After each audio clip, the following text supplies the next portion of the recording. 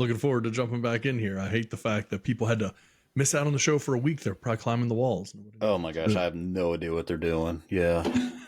But no Panic stories. in the streets. Yeah. How are they getting their news? How are they getting their updates? You know? What do we do?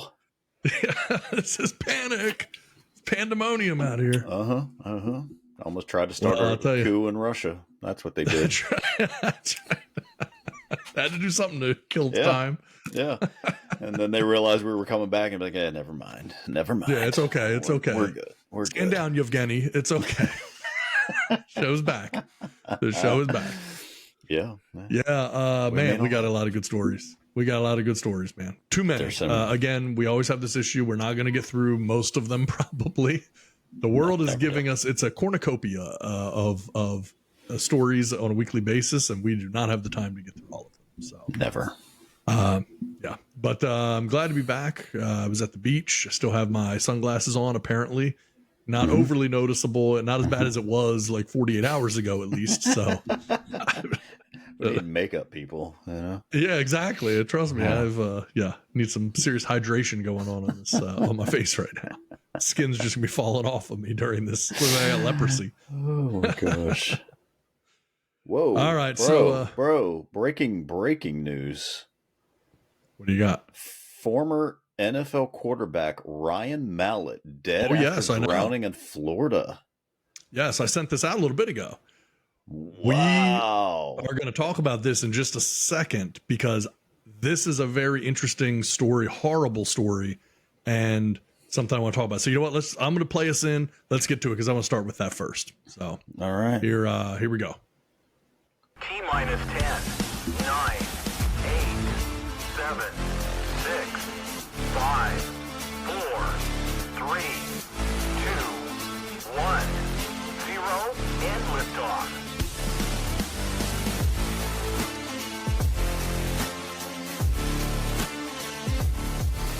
All right. Back again. Just when you thought we were gone for good, we're back again. Took a week off. Hated to do it, but it needs to happen sometimes. I was at the beach.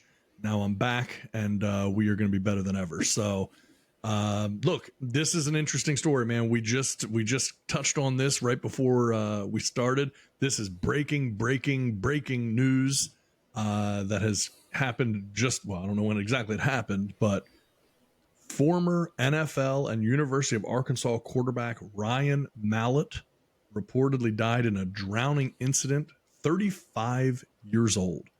Dang. Arkansas's Deltaplex News reported that Mallett was transported after the incident from a beach near Destin, Florida, to a local hospital where he was pronounced dead. Now, look, first of all, horrible situation, horrible story. Ryan Mallett seemed like a good dude, a solid college quarterback, maybe never quite, caught on, obviously, in the NFL. Played for the Patriots, played for the Ravens, might have been someone else too, but, hung in the league and, by all accounts, seemed to be a good guy. So, yeah, obviously, condolences to Ryan Mallett's family because it's a horrible tragedy. I will tell you something very interesting. I mentioned that I was at the beach. I was in Destin, Florida.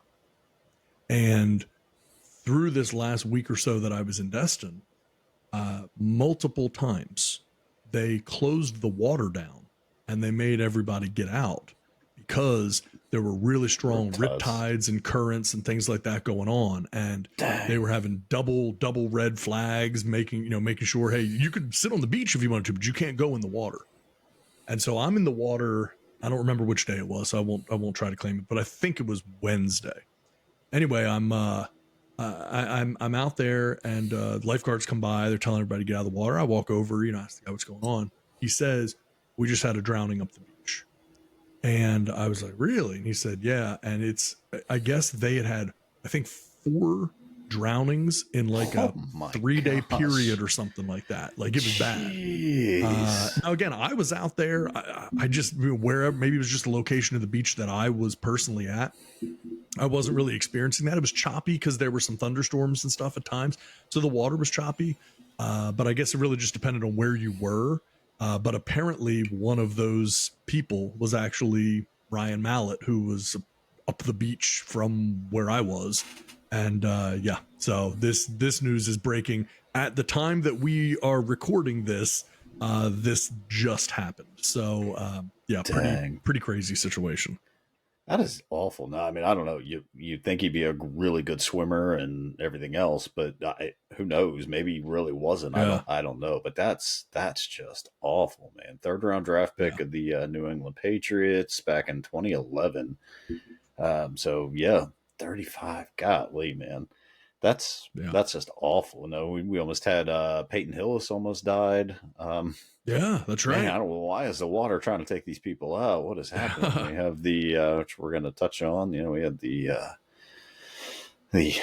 Titanic sub exploding and imploding, I guess. I mean, water is out for some revenge here this week for some reason. Goodness gracious, man. We're heading to the beach in a couple of weeks, and man, I I don't get far enough out to get brave. Like, I don't have a desire to be like halfway out there. Like, I enjoy getting in the water. I've got little ones. They love being out there, but I don't.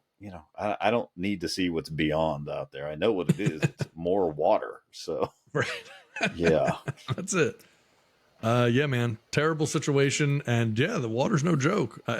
People have a tendency, I think, to just assume that like, yeah, it's no big deal. It's the water, and yeah, I can swim. I'm good or whatever. But dude, if it's the wrong situation, you got a 0% chance of survival against the water. Like, yeah, doesn't matter. So yeah, so again, in closing, obviously condolences to Ryan Mallett's family and friends, because that's just a brutal situation. That's awful. Awful. And it was a topic of conversation for us in Destin, not about Ryan Mallett, because we didn't know Ryan Mallett was one of the people, but just the number of days that they had the beach closed down and double red flags, the number of times that, that they were telling people that, hey, get out of the water, it's really rough, blah, blah, blah. And then, knowing that multiple people drowned where I was, and then one of those people being Ryan Mallett is pretty crazy. So that's awful. Jeez. Yeah. So, yeah, that's breaking news, but we will move on from it. And we'll don't want to just like, move past it and go into joking about something, because that's a dark thing to have had happen. But there's, that's not the only water-based tragedy that's happened here recently. You touched on it with this Titan sub and the Ocean Gate Titan and the implosion of that. And look, I mean, this was kind of crazy to begin with. What they were doing with going down to try to visit the Titanic, and everyone acts like, look, is this something I would have gone down on? No, probably not. But everyone acts like, this is so silly. It was a video game controller and blah, blah, blah. This guy didn't know what he was doing. They've been taking that sub down there for years. So this is not like the first time that they were doing it. It's not like a guy built it out of his bathtub and, or a hot water heater and then said, like, I'm going to go out and set sail. Like, they've been doing this for years. So, of course, something did go bad, but things go bad all the time with any number of watercraft, aircraft that have huge amounts of engineering that go into it. So, I think it's a little overly simplistic to just say like, oh, well, that was a joke. Can you believe it had a video game controller? Come on, man. I mean, they've been doing it for years and it's worked. Yeah, it's so wild to see all the people joking about it. Like, oh my goodness, like, I know. Wow, man. Like, we are a morbid people these days. Like, it's like, it's true. Yeah, I get it. And like, it seems silly. Like, there's no escape out of this thing. Once you're sealed in, you're in. Like, you were essentially in your own tomb at that point. So they were talking like, well, they could have floated to the surface, and then people were quick to point out like, yeah, they still need oxygen. They still only have so much oxygen, so much time. So even if they're like at the surface, floating and bobbing around, they can't pop a hatch. Exactly. Yeah, it has to be open from the outside. It can't be open from the inside. And I don't understand. Like, I didn't like. It really did look like some homemade thing, though. I know you said, like, yeah, they've been going down forever, but it really just looked like some homemade rickety thing. And, like, to be kind of bragging about it, like, first off, you're in this cramped space, and you're charging $250,000 to go down there. Like, come on, man. You got to turn a profit at some point, haven't you? You can't upgrade this thing. Is this the only way you could get down? I didn't take enough time to really like look into it, because surely submarines can get down there, or is it like, no, like that's too far down that not even a sub could go that far? Like, this is a special thing that can only go this far. Because I feel like, I don't know, question. what is it? Who's the guy that's always down there? Is it James Cameron? Cameron. James Cameron. Yeah, Like, James feel Cameron. like he's down there I feel like he's got a villa down there. Yeah, he hangs out. Yeah, like he's just always underwater. So, it's just But the jokes and the stuff, that was just like, okay. I mean, yeah, they're kind of funny, but at the same time, like, these are like people. These are human beings that have just it's true. died. Well, it's weird too, because people, there's this disconnect. We've talked about it on the show before. There's a disconnect between, I think, the general public and what we'll call wealthy people. And then particularly when you mix in wealthy people doing things that are unusual, or that kind of quote unquote normal people think is crazy, that then it's kind of like, it's fine if something bad happens to them. It's like, if someone blows up on a rocket going to Mars, and it's like, well, that's what you get for trying to go to Mars. And if somebody dies in an implosion going down to see the Titanic, it's like, well, that's why you shouldn't be trying to see the Titanic. It's like, but it is a real tragedy when these things happen. And the idea that someone has been able to accomplish these things, like going to the freaking moon or Mars, or going underwater and exploring and building subs and doing stuff, is pretty amazing. And maybe it's not how you would spend your money, but that doesn't mean that it's not valid. It doesn't mean that someone deserves to die because they chose to spend money in that pursuit. So, because there were a lot of people on board, not a lot, but a lot of important people that were on board, and it's quite a group of people that were on there. But the thing that's interesting, and before we get to the people that were on there, because there's a lot of conspiracy theories now that have cropped up around this story, and some of them are interesting, at the very least. I think that we could call them interesting. Yeah. But one of the things that I think is interesting about, you were hitting on, like, how people treat this, right? There's also the aspect of what gets covered by the media and what doesn't. And, this story's huge, right? This is unbelievable. But then, there was, at the same time last week, there was a fishing boat that sank in the Mediterranean. There you go. With 750 people on board, all immigrants. Only about 100 of those people survived. So 650 deaths.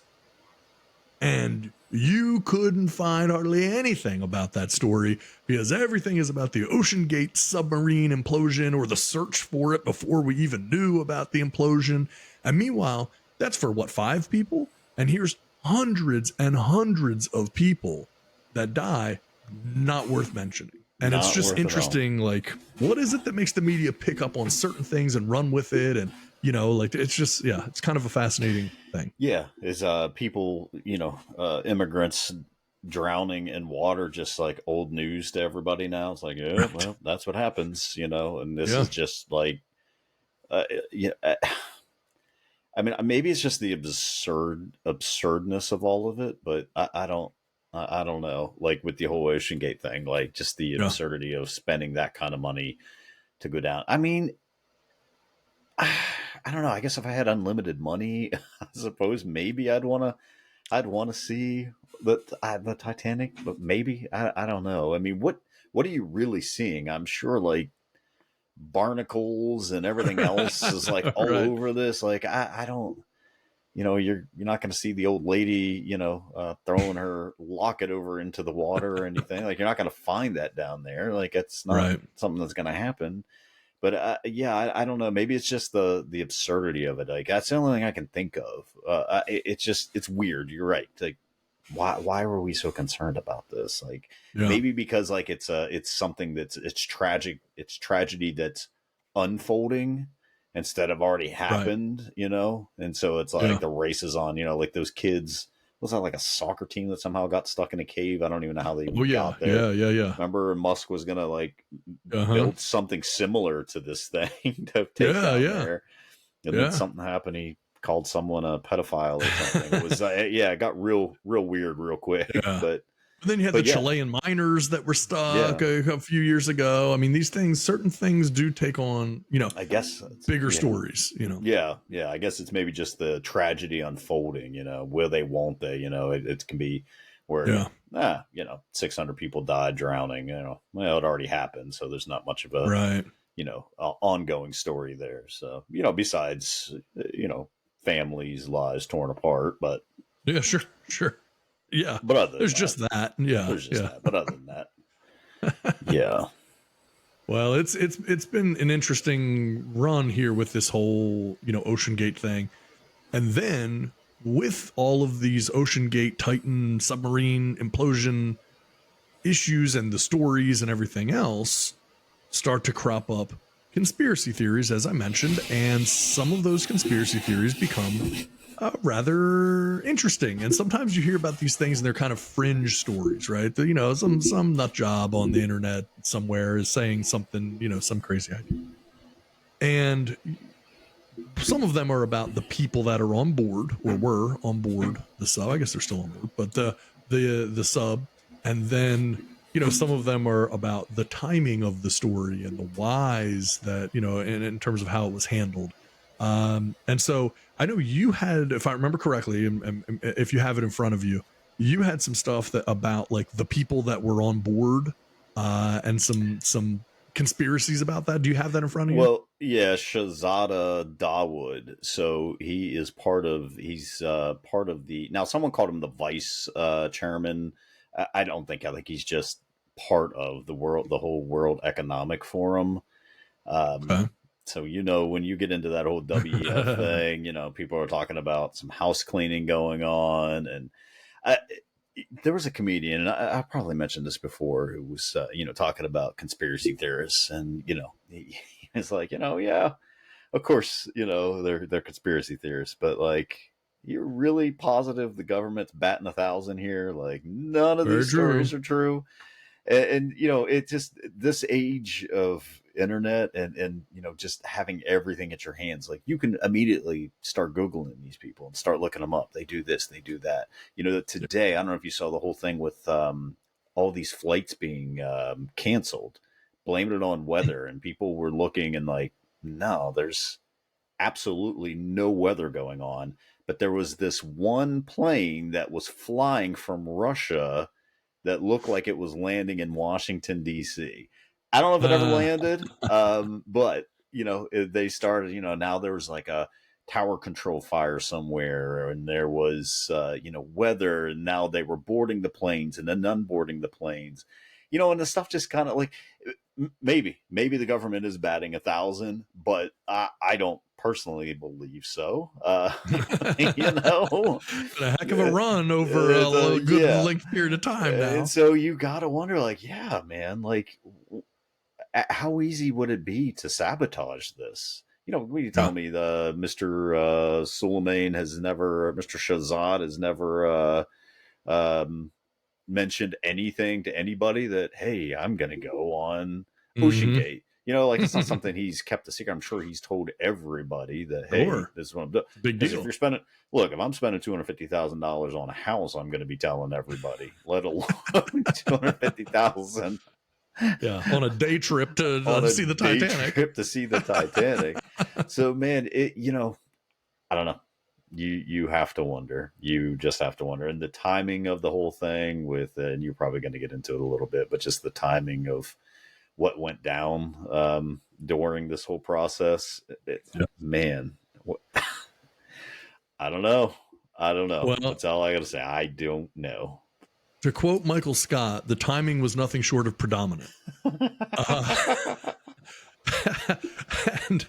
one of the things that has to come up, right? So we talk about these, conspiracy theories, and one of the big ones, because once it comes out that essentially the military, whether you want to say knew or suspected or expected that the sub had imploded the first day, but they did not release any of that information, and they continue to do all of this stuff. And not within even the first day, like the first hour, right? Yeah, I mean, yes. it was like literally not even like a 24 hour, like it was hours, like not, it was quick. Yeah. And so to drag it out for a week was questionable decision making. But then, if that same timing didn't happen to perfectly line up with when Hunter Biden and the charges against him, of course, President Joe Biden's son, and those charges coming out, and before IRS whistleblowers were going to be testifying before Congress. I mean, it's awfully convenient. Like if you wanted to keep that story out of the press, this would be almost unspeakable good luck, I suppose. I hate to use that terminology when we're talking about people having died. Yeah. But to have this type of an event that you can drag out and keep in the headlines for a week plus at the exact same time that this was going on, I mean, man, that's just a bizarre stroke of luck. And particularly when the Justice Department was actually dropping the charges and lowering things to a misdemeanor, which clearly I can't imagine any scenario where a normal person that these things would have been considered misdemeanors. But regardless, that's where they are. And so you think, okay, well, that's pretty weird. But again, is that a weird conspiracy theory? Just random thought? Well, maybe not. Because now GOP senator, Republican senator from Tennessee, Marsha Blackburn, has floated the same conspiracy theory on the Titanic sub and Hunter Biden. She's appeared to suggest that an announcement about the fate of the missing Titan submersible was somehow planned to distract from accusations against the president's son, Hunter Biden. And here is the exact quote. She tweeted this. If the U.S. Navy suspected that the Titan submersible imploded just hours after it began its voyage, why did the Coast Guard wait until Thursday, the same day that the IRS whistleblowers testified before Congress, to make their announcement to the public? So magically, you've known it for a week, and the exact same day that the IRS testimony is going to be happening with Hunter Biden, magically, that's when they decide to release the fact that, they've figured out what's going on and blah, blah, blah. It's just, what is the reason for that? Now, does that mean that that's a true conspiracy? Does it mean that it was all intentional and it was all planned? No. But outside of luck, what would another reason be?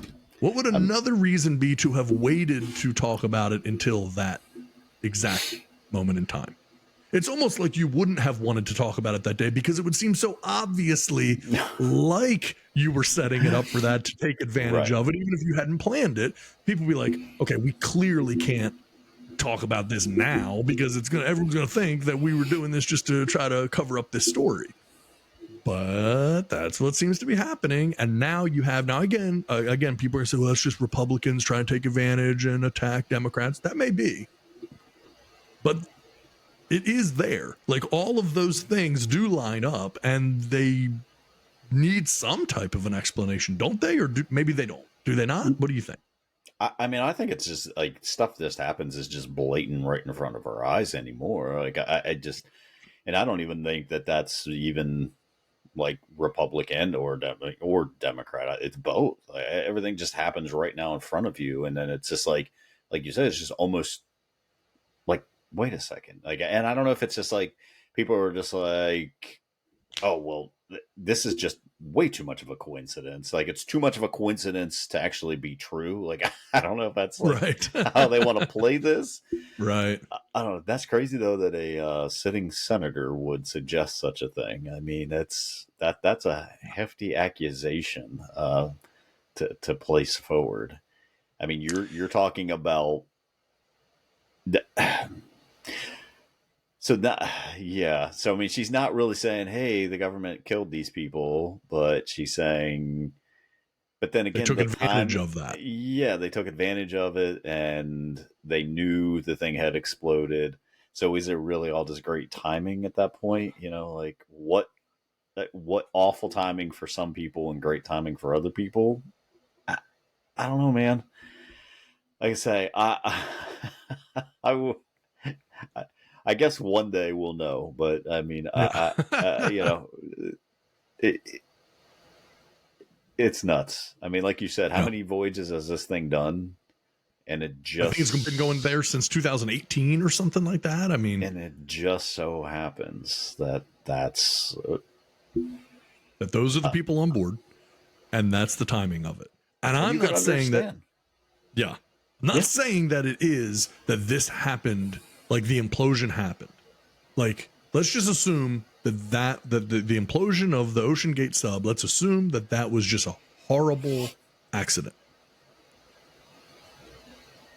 It does seem like people were happy to take advantage of that tragedy to cover up the Hunter Biden stuff, or not even cover it up, but like keep it out of the media, keep it out of the headlines, because everyone was going to be interested in this.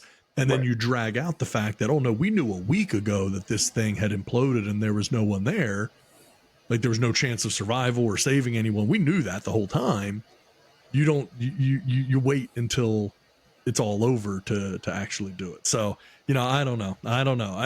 But I don't think it can be just written off as that's just people being nuts. I think that's overly simplistic to just say it makes no sense that would happen.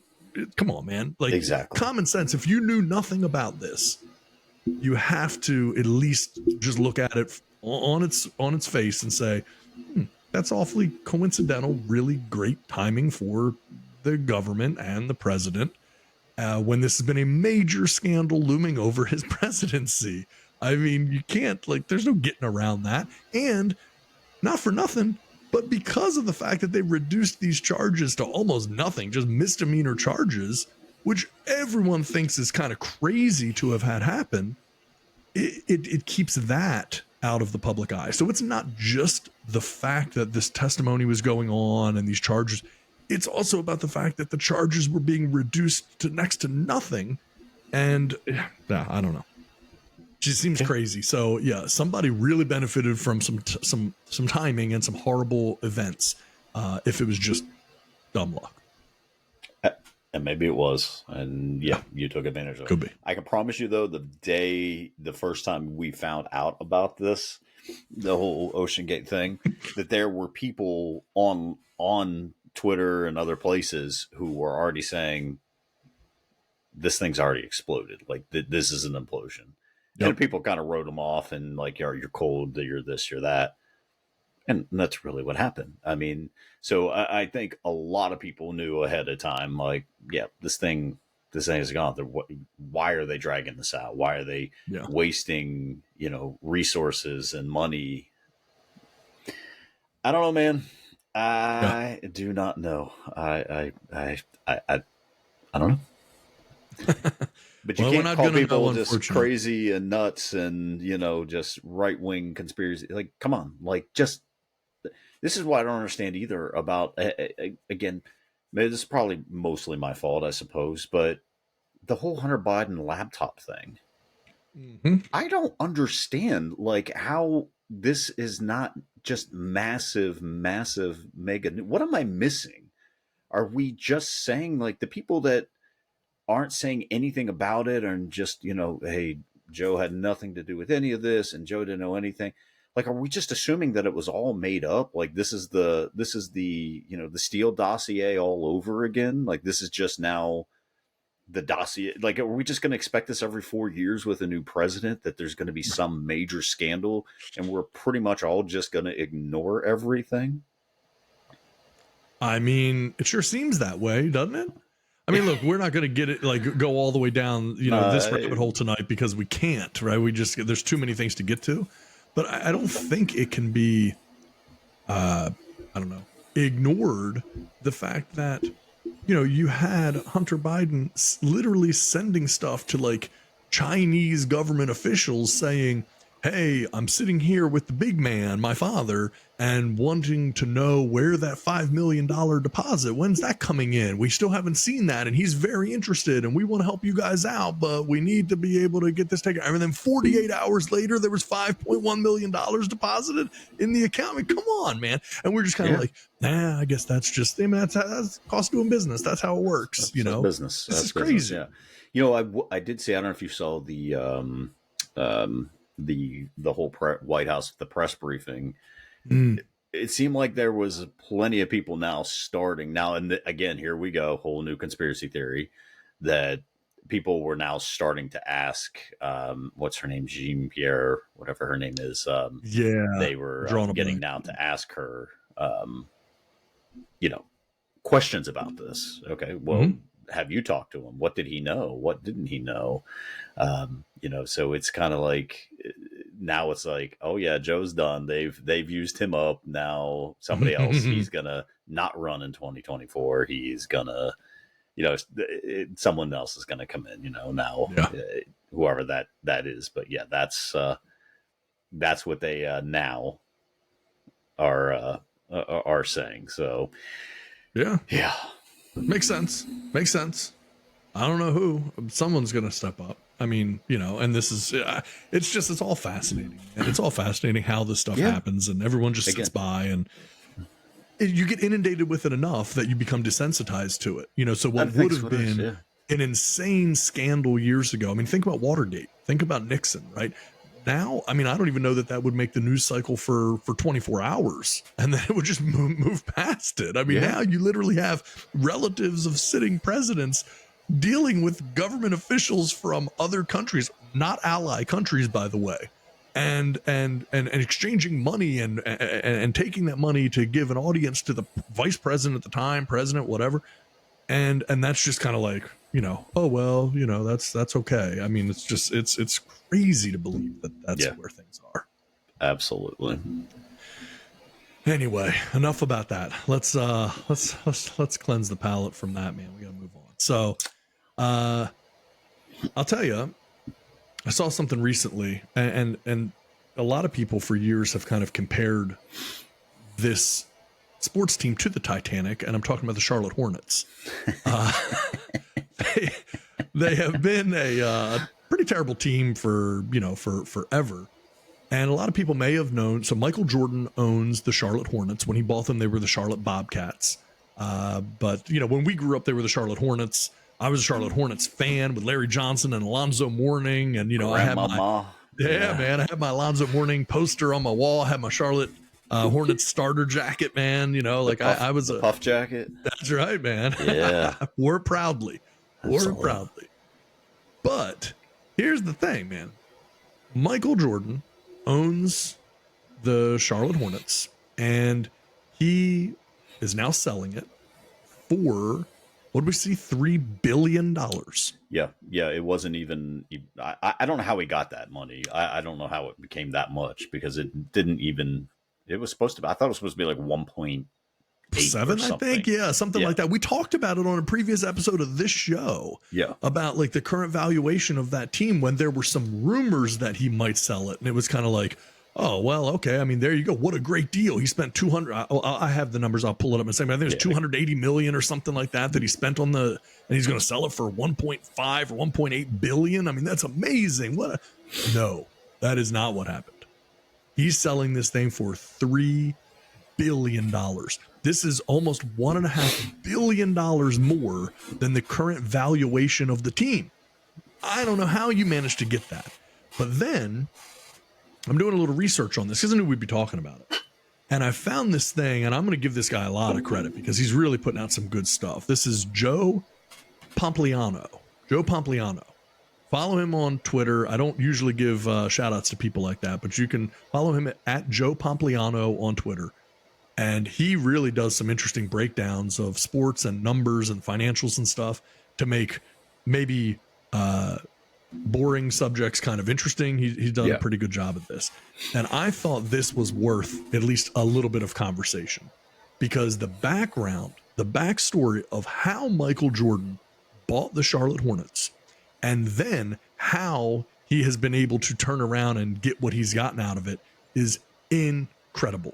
So if you have a second, I'm going to go ahead and run through this story quickly so that people can understand this, because Michael Jordan bought the Charlotte Hornets for pennies on the dollar in 2010. So now with the team's sale of $3 billion, he's made more money on the Charlotte Hornets. He made over $2 billion. He made more money on the sale of the Charlotte Hornets than he has from 40 years with Nike. With Nike, he made about $1.8 billion. This is literally one of the best sports deals in history, and business deals probably of any kind. And so it's going to start with an interesting story. It's going to be back in 2003. So a guy in 2003 named Robert Johnson. Some people know Robert Johnson because he's a billionaire. He's an extremely wealthy guy. I think if I remember correctly, he's the richest black guy in America. Like for some reason, they always want to break that out separately as far as like you're African-American guy, you're the richest guy. Wherever he is on the list, I just look at him as a guy, and he's one of the richest guys in America. But in 2003, Robert Johnson was on top of the world because he had just sold BET Network, Black Entertainment Television. Most people know BET. He sold that network for $3 billion back in 03. And he was the first. That's amazing, isn't it? 2003, he sold that thing for $3 billion. Yeah. So he was the first black billionaire in American history. So he then paid a $300 million expansion fee to bring an NBA team to Charlotte. There was not an NBA team in Charlotte. He laid out a master plan, including launching a regional sports network with the team's television broadcast rights. Now, we see this all the time nowadays, but a lot of this stuff was still, kind of fairly new at that time. So he was going to launch a regional sports network. He was going to broadcast, and he'd own the rights and everything, but that didn't end up working. So the regional sports network failed after just one season. The team was losing $25 million a year. And so he ended up cutting all of the employees and, cutting costs and everything. And so he kept trying to downplay what was happening, telling fans that, as soon as they started winning, it'll solve everything. Like, we're going to get this thing on track and, it'd be fine. And that, honestly, that's the right strategy. I mean, we know this in sports, like winning cures all. Oh, yeah. If you're not selling tickets, start winning games. If you want to get TV rights up, you start winning, good things happen. So Robert Johnson then convinced Michael Jordan to buy a small minority stake in the team in exchange for complete control of all basketball decisions. Now, at the time, that sounded like a really good idea because it's like, oh, who knows basketball more than Michael Jordan? And he's the sure. Yeah, okay, now I get some of his money. He buys in. I get to use his star power and, blah, blah, blah. And he's going to help improve the team, obviously. Didn't really work that way, right? So Charlotte spends hundreds of millions of dollars on free agents. They went through coaches like nothing. They drafted several players in the top 10, most of which you could probably never hear of, which are Adam Morrison. They took number 3, Brandon Wright at number 8, DJ Augustin is at number 9. So they invested in the players, but it just didn't work out. They did not make the playoffs a single time or even have a winning record from 2005 to 2009. And to make matters worse, after Jordan got there, Charlotte's attendance actually went down. So things actually got worse. So now you have Michael Jordan as a minority owner. He's in control of basketball operations. The basketball team is doing horrendous. People are stopping going because it's been half a decade now and nothing good is happening with the team. Sure. The Charlotte Bobcats total attendance in now when we say total, we mean for the entire season. 2006, 637,520. 2007, 603,403. 2008, 595,566. So they're losing, every year, losing fans. Yeah. So Robert Johnson, of course, this whole time, he's investing in all kinds of other businesses along with the Hornets. He owns car dealerships, private equity funds, production studios. One of my favorites, a business I'd like to get into. He owns a business that installs slot machines in airports throughout the Caribbean. Pretty good deal. Seems like it'd be hard to lose money there, but That's right. apparently he did. And then, of course, the big one, as always seems to happen, he had a very costly divorce. And also, not unlike Michael Jordan, so I'm sure they bonded over that, because Jordan lost a whole lot of money to old Juanita back in the day when they got divorced. And so now he's got an NBA team drowning in debt. Robert Johnson needs cash and decides to put the team up for sale. His initial asking price was $350 million. Now, keep in mind, he spent $300 million just for the expansion fee, plus all of the money that he spent in the meantime trying to get something to happen. And so he's taking a loss regardless, right? If you're selling this thing for 350, and he's losing $25 million a year. So yeah, exactly. So he wants to get out from under it, but he's got several $1 million in upcoming interest payments, and so Johnson was literally going to run out of money, and so he sold the team to one Michael Jordan. Now, the headline was that Michael Jordan paid $275 million. So Jordan paid $275. That's less than the expansion fee that Robert Johnson had paid to get a team there. So talk about being at the right place at the right time. Robert Johnson, just to get out from under that team, sells it to Michael Jordan for $275 million. You would think, if nothing else, that's pretty amazing. That is not where the story ends. If anything, it's kind of where it begins. Later, it was reported that Michael Jordan only put down $25 million in cash to buy the Charlotte Hornets, and a large portion of the $275 million valuation was existing debt on the business. So basically, Jordan paid $25 million and then just assumed the debt of the $275 million. Robert Johnson got $25 million to sell the Charlotte Hornets to Michael Jordan. He just was able to get the $275 million total because it got the debt of the team off of his personal books. Yeah.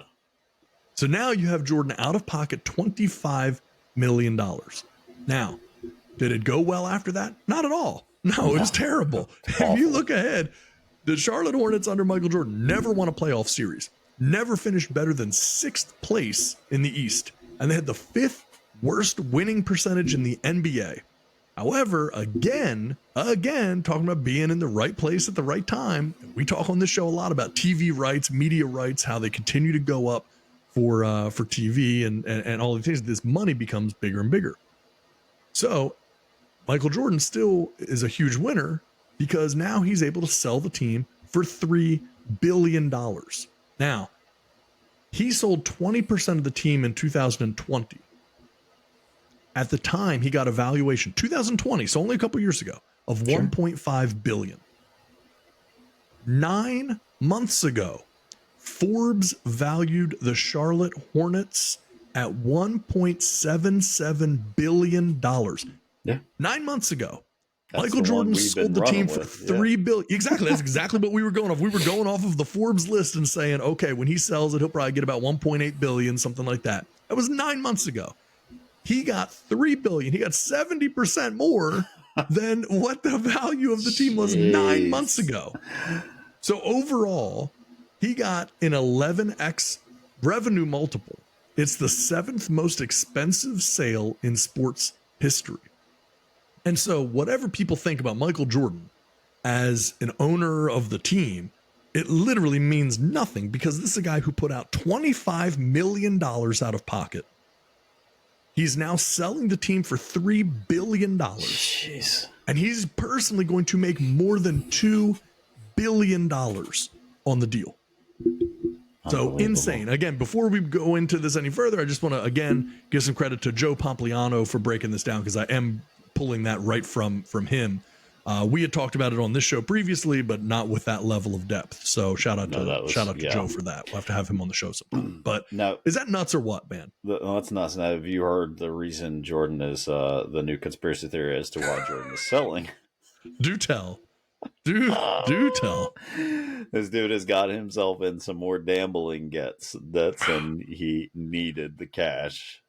I mean, look, that's always going to be the knee jerk It's reaction. gonna be That's the where people knee-jerk are with going to go Jordan. no matter what. But I'm telling you, they are sticking to it. The stuff I've seen that people are like, yeah, this is more than likely what's happening. So Hey, we know about Phil Mickelson. We've talked about Phil Mickelson needing that live golf money because of his gambling debts. And we heard that from a lot of people that was the reason he didn't have a choice. He had to take that money just to pay off debts. And so you can't rule it out. No, I can't imagine. My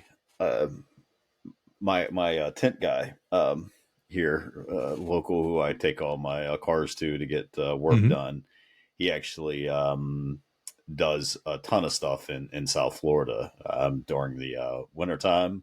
And he was actually heading down there. This was this past winter in January to work on Michael Jordan's new fishing boat. So Nice. I don't know that necessarily money was ever an issue, but I mean, if you do have some gambling debt, how much debt would you have had to have racked up that you would need to sell your basketball team? He could have sold 10% of the team. I mean, with he that did sell valuation, 20, he sold 10%. right? Yeah, he sold 20. He could have sold 10 more percent at a $3 billion valuation. 10% of $3 billion, it'd be $300 million that he'd have freed up. I'm pretty sure that would, unless your debt is like the GDP of Russia, chances are you're pretty good to be able to clear it out with selling a percentage of the team, and you still would retain ownership. Well, He's just getting out at the right time, man. Yeah, it makes sense, man. Like you said, like Joe Pompliano, it said, like, literally the 5th worst winning percentage. Never finished higher than 6th. Never won a playoff series ever. Honestly, awful up until the last couple of drafts. So they've hit on some, I think, some decent players, but it was one of those shows where we were going to talk about this, and I was actually going to break down all the people that Jordan passed on. We just never could get to it, but the list is, it's just incredible, the players that he passed on. To take Adam Morrison, number 3. I forget the guy's name. I won't have Chow. I can't remember, was his GM for the longest time. But I'm assuming, and I just have to, like, knowing what the little we know about Michael Jordan, he had his hands all over everything as far as the drafts and everything are concerned. So, terrible evaluator of talent. So, but still able to make $2 billion on something. So, and who knows, that $275 million of debt that he had, I mean, that he assumed, right. Did he end up having to pay that, or was he able to turn the team around, make it profitable enough that the team essentially paid for that, So, yeah, good for him, man. Good for him. He right place at the right time, both times. Definitely a good businessman, it would at least appear. So, or if nothing else, Michael Jordan has great timing. Just right? Even if he's not good at anything else, he's really good at his timing. And when you start to add up the numbers of what he's made, I mean, $1.8 billion over the course of his career with Nike, which is still an insane amount of money. Like, incredible. We're like, People lose over sight of that. 40, over 40 years, he only made, he made more on the sale than 40 years with Nike. He still made almost $2 billion with Nike. That's right. It's still an insane amount of money, Yeah, if somebody told you won the lottery and it was $2 billion, but it was going to be paid out to you over 40 years, you wouldn't be complaining about that. You'd be like, what? I got to wait that long? No, you're getting it every year. You're getting hundreds of millions of dollars. That's exactly it. I'm going to call that, it's my money and I need it now, guy. JG Wentworth. That's it. You need about JG Wentworth. Yeah. Shout out JG Wentworth. They're going to be sponsoring the show soon, probably now. Will. More than likely.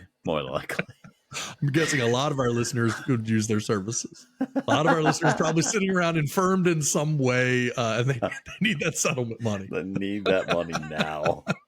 This is the official show of people waiting on a settlement. JG will give you that 3 cents on the dollar. That's right. You get it now, though. That's it. Timing is everything. Timing is everything. So, just ask Michael Jordan, apparently. That's right.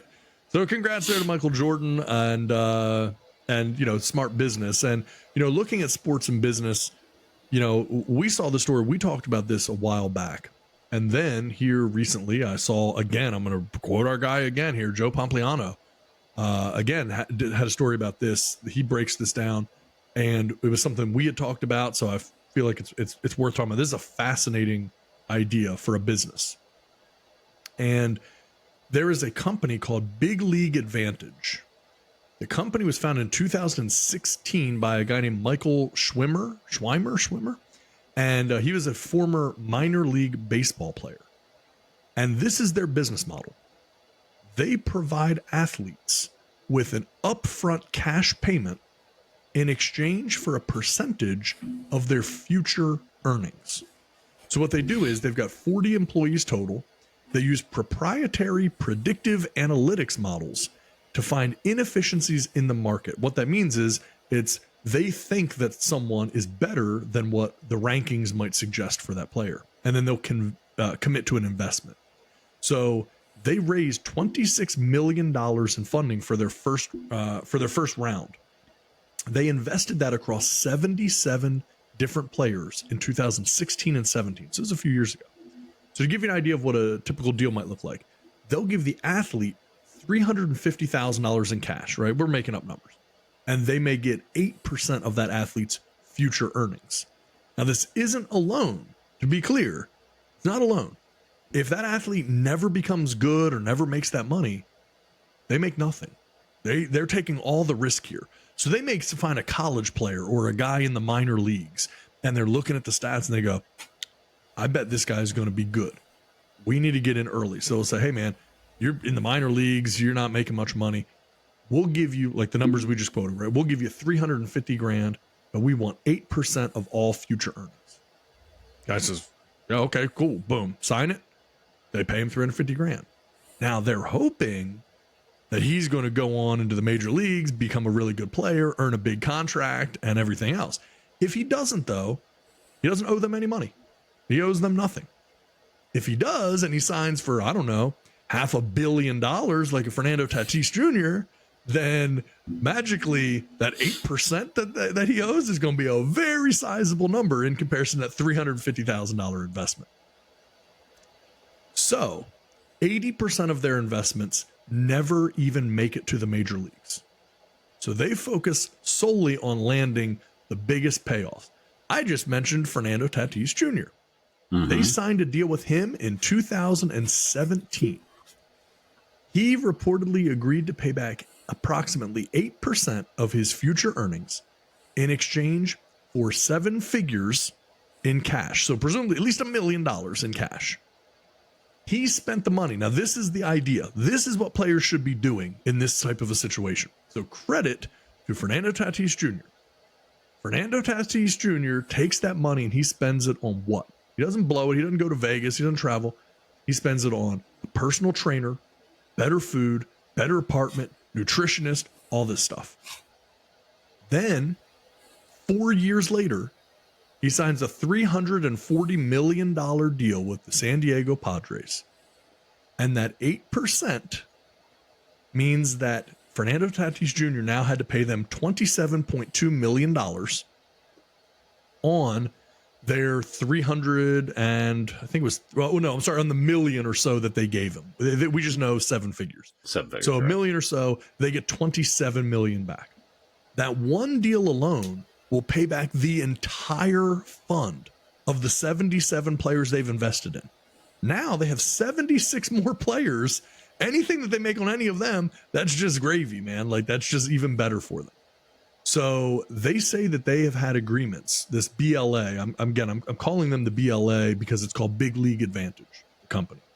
So they say that they have agreements in place with 7 players in last year's Major League Baseball All-Star Game alone. That success has helped Big League Advantage raise nearly $250 million. And they have some major investors. Paul DePodesta of the Cleveland Browns, Bill Miller from Legg Mason, Steven Dunker from Goldman Sachs, Marvin Bush, the brother of George W. Bush. And now they're starting to expand into NIL deals in college and all kinds of stuff. He signed a deal with Georgia outside linebacker Nolan Smith just last year. Nolan Smith received an upfront cash payment in exchange for 1 social media post per month, 2 player appearances, and 2 content shoots. Based on his rookie deal alone, because guess what? Nolan Smith was the 30th overall pick in the NFL draft. He will pay them between $120,000 and $1.2 million.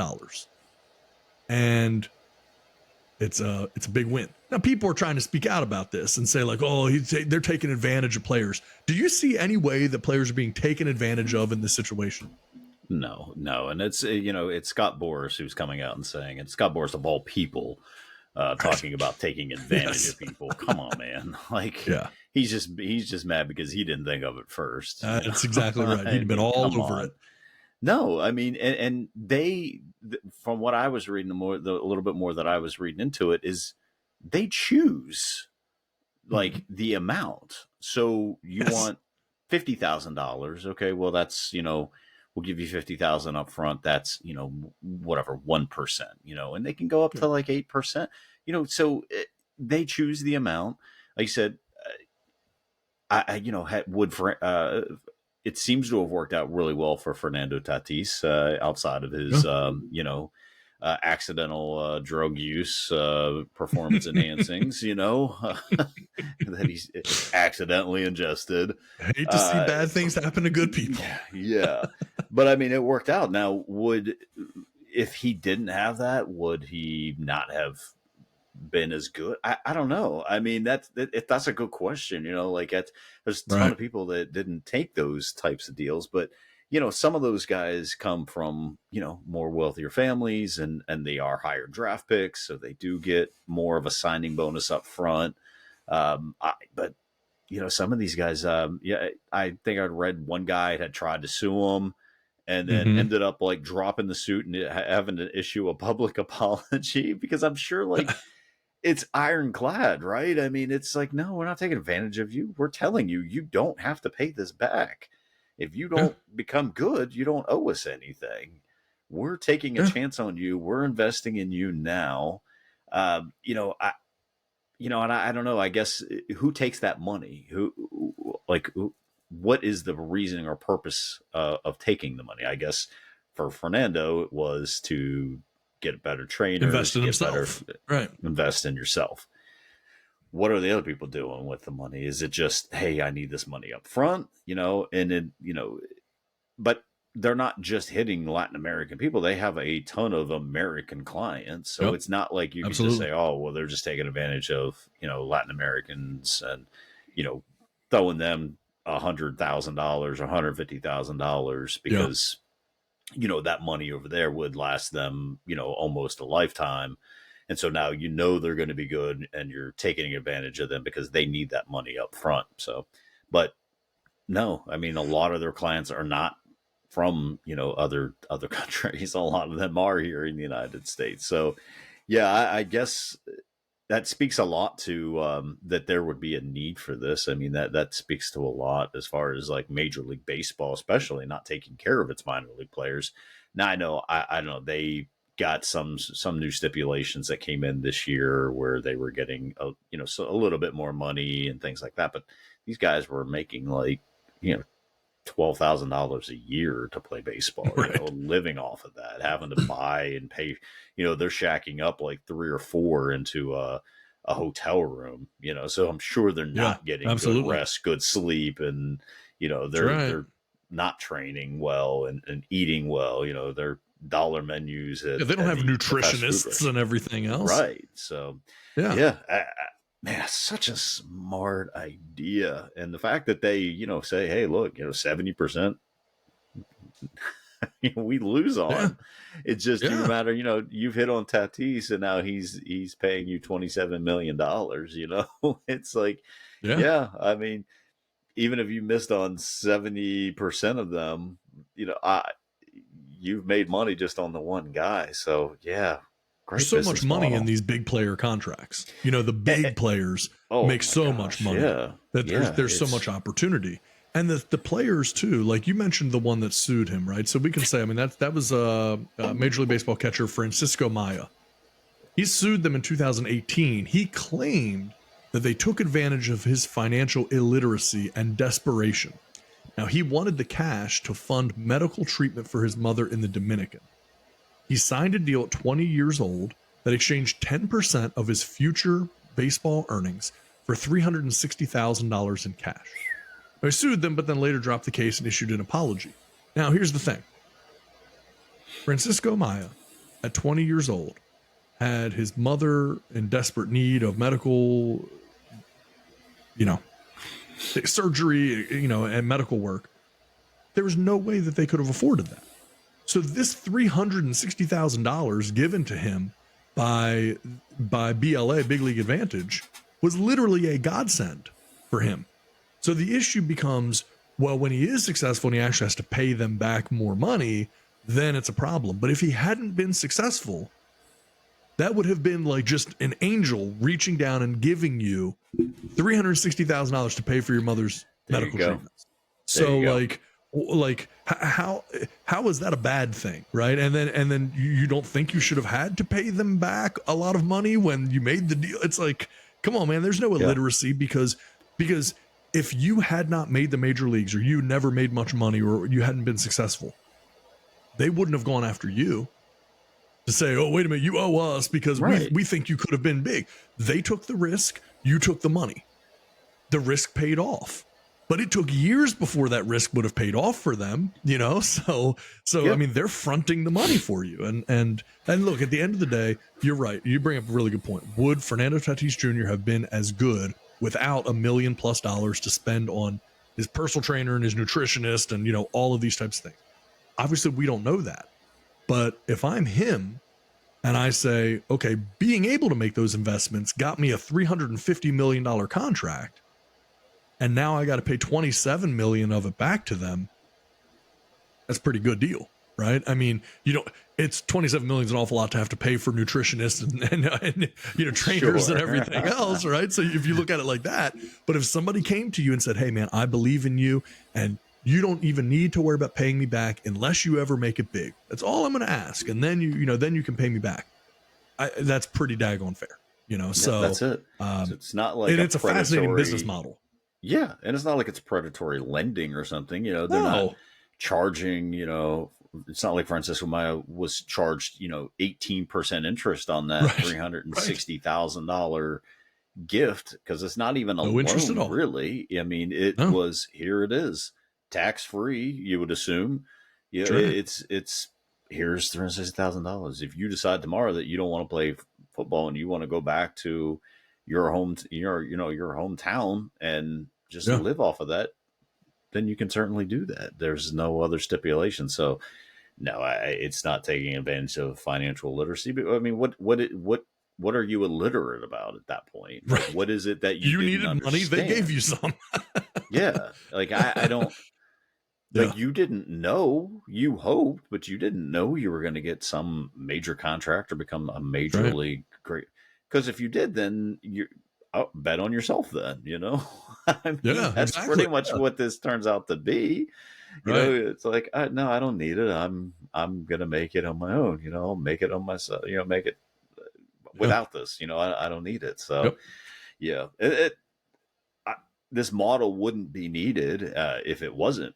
If Major League Baseball really did take care of all of their players, it wouldn't be needed. So, I mean, the average minor league baseball player makes about $30,000 a year. $30,000 a year. That is a minuscule amount of money. And you're away from your family. You're traveling. You're doing everything. You're riding on buses and, everything else for the hope to eventually be able to make the major leagues. And the vast majority of them do not ever even get a cup of coffee in the major leagues. Right. And so if you have a team or a company that comes in and says, hey, I see something in you. I'm willing to, to give you this money and I want you to invest in yourself and get there to the big leagues. And if you do, pay me back. If you don't, keep it. Don't even worry about it. Yeah. I mean, that's a pretty amazing thing. That's pretty amazing. So No, it's a absolutely. fascinating business model. And I really think now when you start to spread out into the NIL stuff, the name, image, likeness in college athletics as well, oh boy, there's no telling where that could go. Because Oh, yeah. now, presumably, Big League Advantage owns those posts from Nolan Smith, all the social media stuff. He doesn't necessarily have to do that stuff maybe for Big League Advantage. What if I said, hey, you know what? I'm going to sell those posts to Nike. I'm going to sell those posts to Red Bull. I'm going to sell those posts to, I don't know, Yeti. I'm going to sell those posts to whoever I want to sell it to because I own them. He's promised me this. And so well, guess what? I profit off of those. I invested in that money in him to buy those things. He ends up being good. That becomes greater value to me. Right. So it becomes really interesting the way some of these things could play out in the future. So the business model is very cool. Yeah, when we saw this, I was like, man, this is genius. I mean, it's genius. Yeah. It's a risk, but it's genius. So yeah, it is, man. All right. So, all right, man, what do you think? You want to try to get into some quick hits here? let's do it. All right. Here we go. Quick hits. NASA is going to be voyaging to a golden asteroid worth $10,000 quadrillion this fall.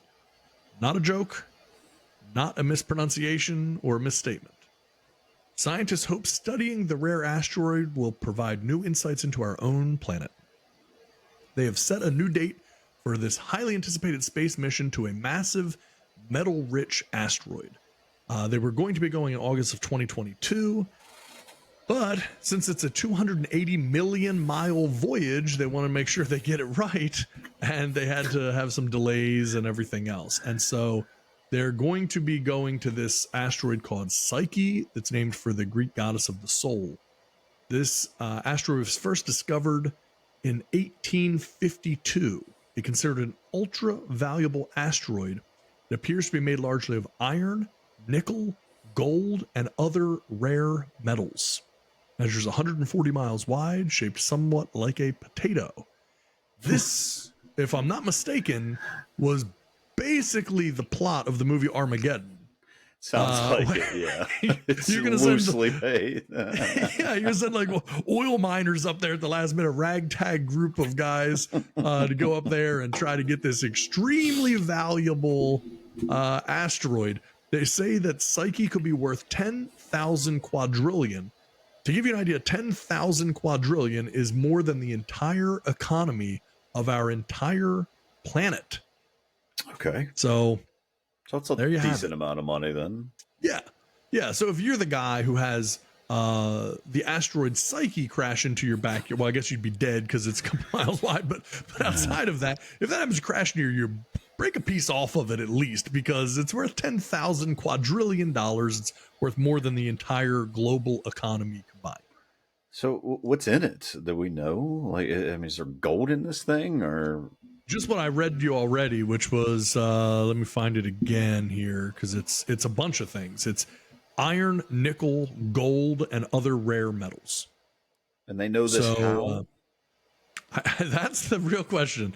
I have no idea how they could know it because they clearly haven't been there before. They say it appears to be made of those things. I don't know if it just like is shiny. So they say, oh, it must be gold in there. I don't know. But they're very confident that this is an extremely valuable asteroid for whatever reason. So, yeah. And it's so far away that nobody knows anything. That's right, yeah. Anything about it. No We're way to just tell. going up to space. It's and they just throw out the most random number.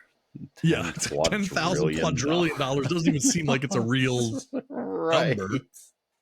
Meanwhile, they're going up there and putting all these other tracking satellites. Yeah. Jeez. Yeah. Yeah, I thought it was pretty crazy stuff. Yeah.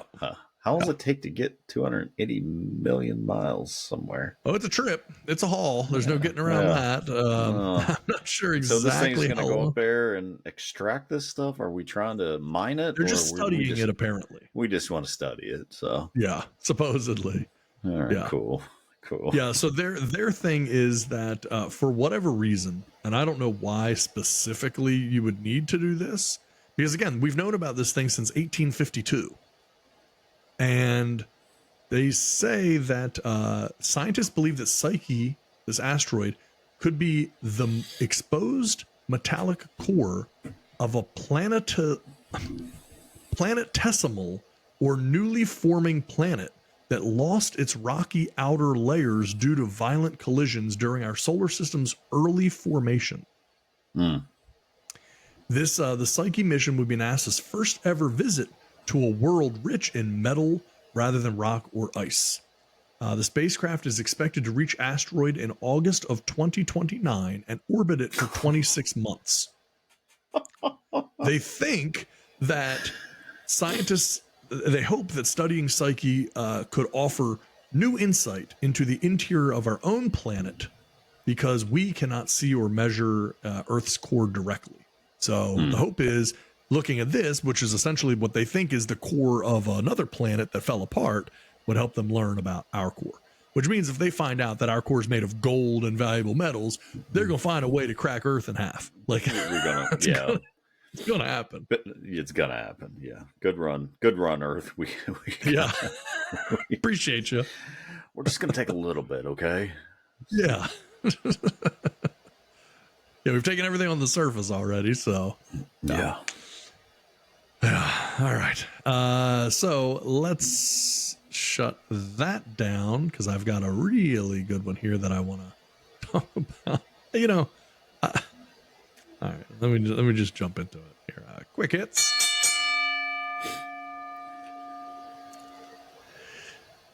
Okay. This story happened in 1995. And it's pretty fascinating. A bank robber thought that covering himself in lemon juice would help him get away with robbing a bank, for reasons that you probably would never even really think of unless you're like a 9-year-old kid. But one day in 1995, a large, heavy, middle-aged man robbed 2 Pittsburgh banks in broad daylight. He didn't wear a mask or any sort of disguise. He smiled at surveillance cameras before walking out of the banks. And later that night, police arrested a surprised MacArthur Wheeler. When they showed him the surveillance tapes, Wheeler stared in disbelief. "But I wore the juice," he mumbled. Apparently, Wheeler thought that rubbing lemon juice on his skin would render him invisible to video cameras, because lemon juice is used as invisible ink. So as long as he didn't come near a heat source, he should have been completely invisible. Police concluded he was not crazy or on drugs, just incredibly mistaken about the powers of lemon juice. Lemon juice does have a lot of good properties to it. It'll get up stains and everything else. Well, it gets maybe slightly even better. So he was 2 guys. I mean, MacArthur Wheeler was the guy that we're talking about right now, but it was MacArthur Wheeler and Clifton Earl Johnson. So they robbed these 2 banks at gunpoint. These are not good dudes or anything. Sure. Neither of them wore a mask or attempted to disguise themselves in any way. They both applied lemon juice to their face. According to Wheeler, Johnson was the one that told him that lemon juice would make them invisible on security cameras. Now, here's the thing. MacArthur Wheeler, he's actually the smart one, because he was initially skeptical. So he tested his method by covering his face with lemon juice and then taking a picture of himself with a Polaroid camera. Okay. When the Polaroid made the picture, he wasn't in the picture. So he thought it must have been effective. Detectives think that it was either bad film a maladjusted camera, or he had unintentionally pointed the camera away from himself. So he didn't turn the camera backward. He took a regular Polaroid picture, and then it's like, I'm not in it. The lemon juice must be working. So they was like, this is foolproof. I mean, I guess you just, you don't have enough lemon juice to try it a second time just to be certain. That's right. Like, that man, we're running low. We already got to rob a bank. Yeah. I don't have a lemon we're losing money at this point. We got to keep buying all this lemon juice. Can you imagine? He just took the picture the wrong way. Holy crap.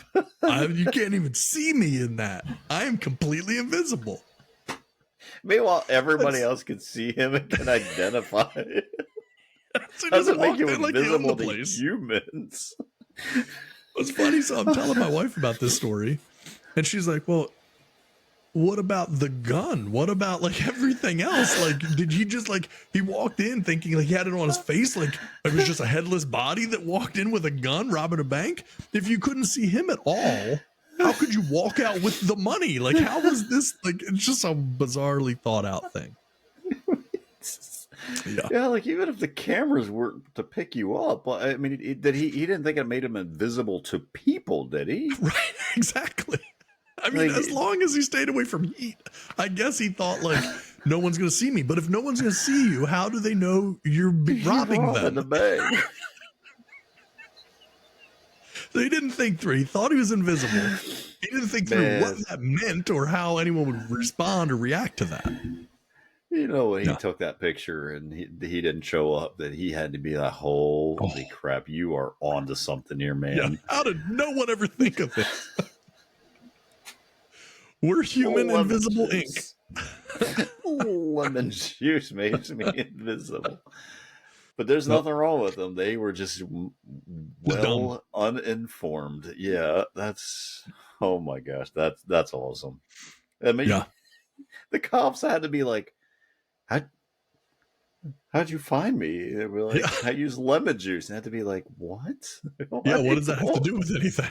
What are you talking about, dude? No, I put lemon juice on me. Well, so here's the thing, right? Johnson, the guy who told MacArthur Wheeler that lemon juice would make him invisible, he was arrested, and then a surveillance photograph of MacArthur Wheeler was broadcast as part of a Pittsburgh Crime Stoppers segment. So then they go later, but it took a while before they ended up catching MacArthur Wheeler, because again, he's the smarter one. So after that got broadcast, he gets caught. And literally he got caught because he was staring right into the surveillance cameras and smiling and stuff because he was sure that it could be seen. He was just being all cocky about it. Just strutting around. So he's shocked. He's saying, I wore the lemon juice. So Johnson, the first guy, pled guilty to the heist at Mellon Bank as well as 2 unrelated robberies. He testified against Wheeler and was given a 5-year prison sentence. Wheeler got sentenced to 24 and a half years in prison and 3 years of probation for another thing. Like between all of these things, that he had some other stuff that he was guilty of as well. So, and it's pretty insane. And then all of this led to this more kind of intellectual study by psychologists. And it's pretty fascinating because they say a brief account of the robberies was included in the 1996, this all happened in 1996 edition of the World Almanac.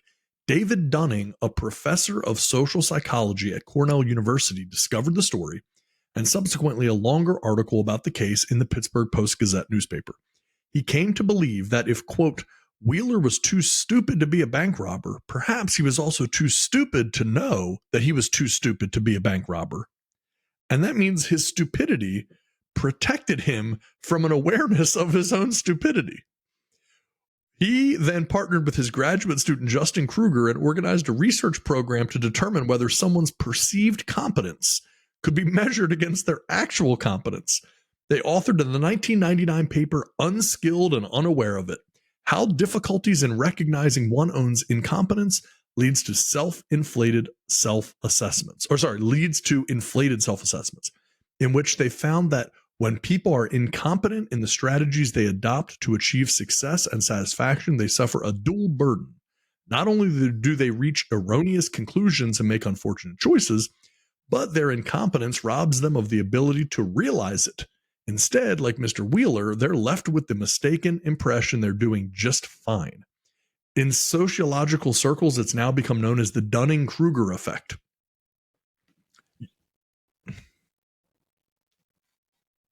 So that's what we have there. So yeah, pretty crazy stuff. The Dunning-Kruger effect. So yeah, I don't know what to say about that, but it's pretty crazy stuff, man. So yeah. Anyway, I think those guys will be. I guess the other one's already out, and like out of prison, and then see what happens with the other. MacArthur Wheeler, though, is 25 years, I think, that he's doing in prison. So he's in a tough spot. so yeah. And I think you're having a little mic problem there, so I'll give you a second to get your stuff sorted out here. But that was that story. So for anyone listening out there, lemon juice does not actually make you invisible. I know, everyone always thinks that that's all it takes, but it doesn't. There's a lot more to it than that. So anyway, now that we have that squared away, where are we here? We're going to go quick hits. Saw the story recently, and I think it's worth talking about. We never think about this, but it's the dark side of online purchasing, the way that we do. Boxes getting sent back. Cardboard, just the sheer amount of cardboard being produced. You return things to Amazon, and they have to throw these boxes away. It has gotten so bad that returns alone in 2022 cost retailers about $816 billion in lost sales. So it's an incredible amount, and it's a major problem. So you end up with everything that you order something from Amazon, whatever, it comes to you in a cardboard box, and at the end of the day, that box is going to be thrown away.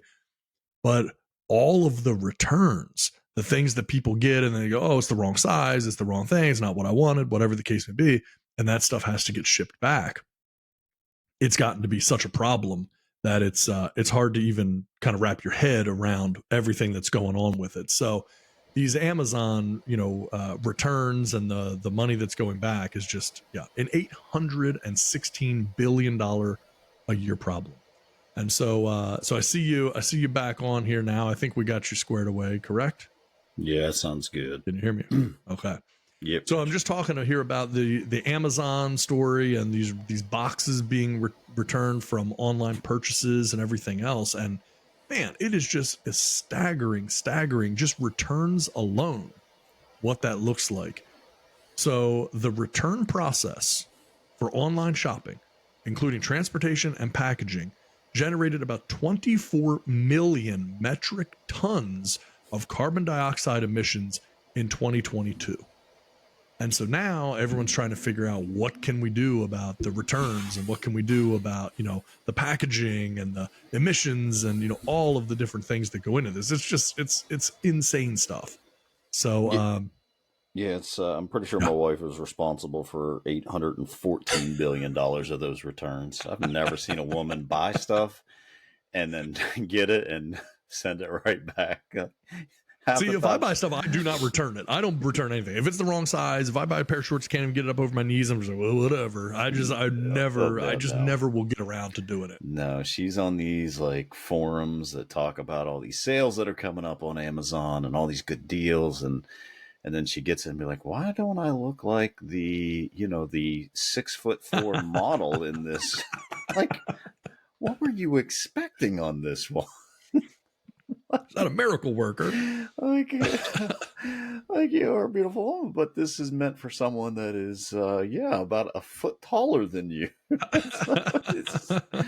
No, she sends a lot of stuff back. You see these,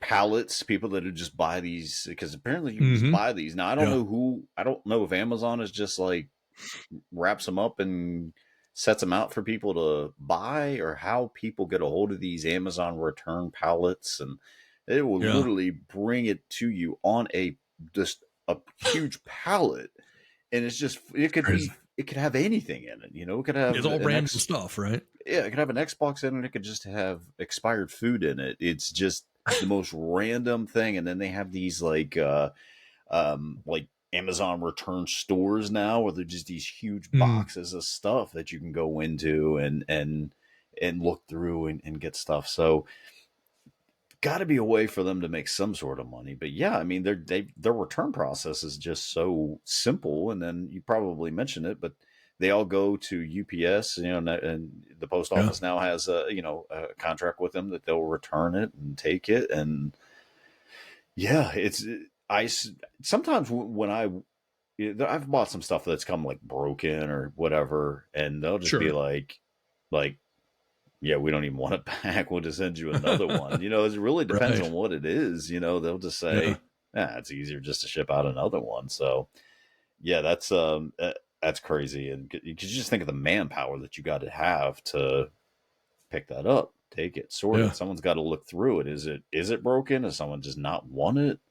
And then is it worth sending back? And then someone's got to take that stuff, and then they probably have to recheck that, refile it, recatalog it. Mm-hmm. I mean, that's a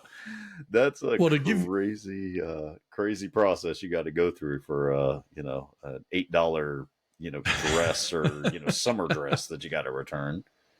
Well, to give you an idea, in 2019, about 5 billion pounds of waste from returns were sent to landfills. By 2022, it had nearly doubled to 9.5 billion pounds. So it doubled from 2019 to 2022. And so you're now starting to see companies starting to charge. See, because it used to be that if you wanted to return something, you had to pay for it. And then Amazon started offering free returns and all that kind of stuff. Now it's starting to swing back because everyone had to follow Amazon. Now, in 2022, the percentage of retailers charging to ship returns went from 33% to 41%. And so 41% now of companies that you buy from online will charge you for returns. So it's definitely, no one thinks about that because Amazon doesn't. But the reality is that 41%, is almost half of everyone who's selling you online, will charge you to get anything returned. So I can understand if you want to return it because it's like not what you expected it to be or something like that, maybe charging. But I mean, if this thing's broke, well, you better not be charging me to return nothing. Exactly. If it came broken or it came, defective, like, you're not going to, don't charge me for that. But, it's like, this color green really didn't go well with me, Right. And I guess I could see that. Yeah. There's got to be there's got to be a way to make money in there somehow. Like someone's got to figure some way out. Just besides like packaging up pallets and shipping them to random people. There's got to be some hire people to go through this stuff, but it's outside of I don't know. I've got to think about this. I'll get back with you. There's got to be a way to make some money on it. I'm sure you can find a way to monetize this. Yeah. Well, stay tuned, everyone. Someone will think of it before me, but I can at least say, I thought about that. Yeah, you did give thought to it, at least. I gave some thought to it, yeah. All right, so then, you know what? I'm going to say quick hits, but actually, we'll use this to wrap up the show tonight. I always like to have a little bit of interesting background or trivia, something to be able to wrap us up with an interesting story. I think this one's pretty good. During the late 19th century, the pharmaceutical company Bayer gained prominence for its production and distribution of various medications. Now, today we know Bayer for like headache pills, like Tylenol, aspirin type of thing. You took Bayer for headaches. So they made various medications. One such product was heroin, which at the time was considered a breakthrough in the field of medicine. Initially, Bayer held the trademark for the word heroin, and marketed it as a remedy for common ailments like coughs and headaches. So legitimately, in the late 19th century, Bayer had the name heroin trademarked. They distributed heroin for coughs and headaches. I got a lot more here, but go ahead. No, I imagine it probably did take away your coughs and headaches. I'm sure it works. Very effective. Jeez. So heroin's derived from morphine. That was synthesized by Bayer's chief chemist, Felix Hoffmann, in 1897. So Bayer's chief chemist was actually the first guy to synthesize heroin from morphine. The company saw potential in the drug due to its potent pain-relieving properties. Yeah, you don't feel any pain if you're on heroin, I guess. No. That's a win.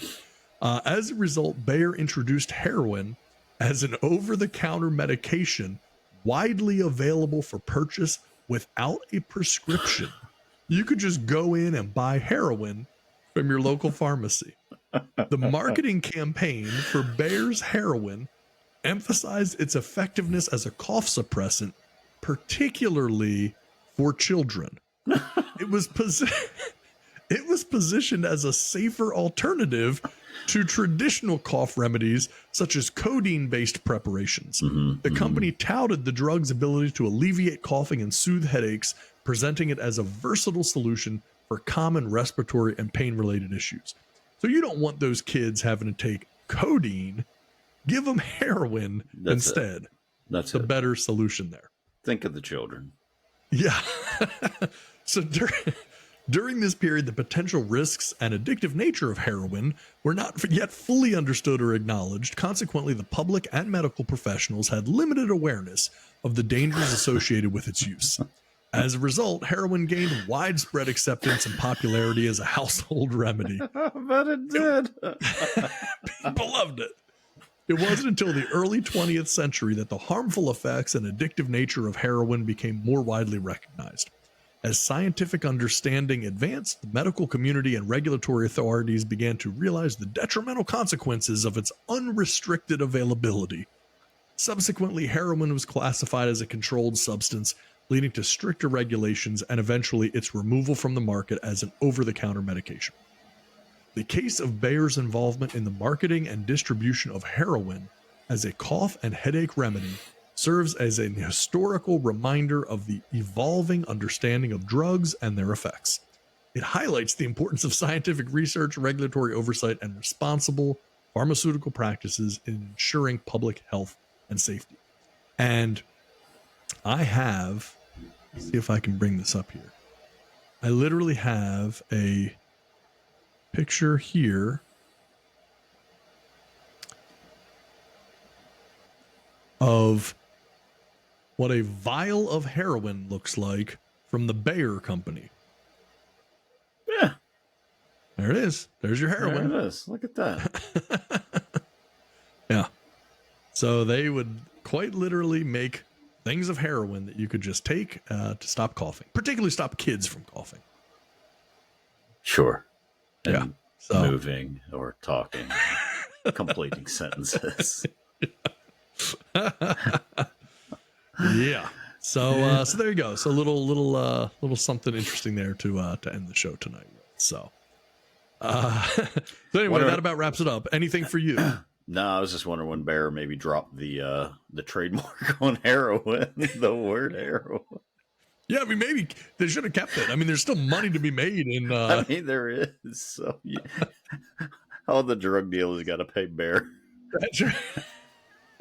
It's like Michael Buffer saying, let's get ready to rumble. It's like anytime someone mentions heroin, Bayer gets a little piece. Bayer makes a little money on that. A little chunk of change here, there. Pennies out of. Oh, my gosh. Oh, yeah. That's awful. That's awful. Pretty crazy stuff. All right, my friend. Anything for you before we wrap this sucker up? No. Sorry for the technical difficulties, but I'll get them worked out here. Yeah, all good, my friend. We had a good one tonight. Had a good time. Glad to be back in this with everybody, and we look forward to seeing everyone soon. Thanks, everybody. Have a good night. Good night, all.